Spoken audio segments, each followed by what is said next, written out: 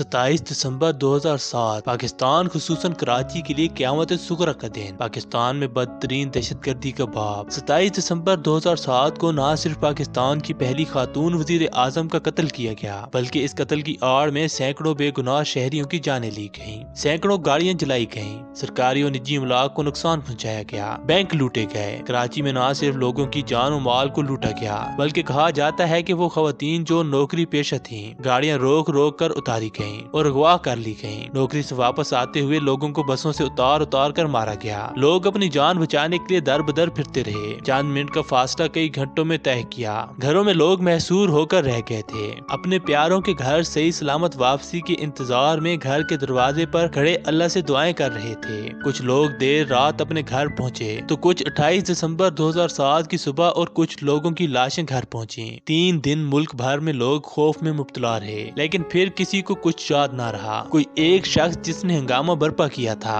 पकड़ा ना गया, ना किसी कातिल को उसके अंजाम पहुंचाया गया। 12 मई हो, 14 दिसंबर हो या 27 दिसंबर, आम लोगों की जान, माल, इज्जत और आबरू को लूटा गया, लेकिन आज तक किसी भी हादसे के जिम्मेदारों को कैफरे किरदार तक नहीं पहुंचाया गया, वरना कभी कोई दूसरा वाकया रूनुमा ना होता।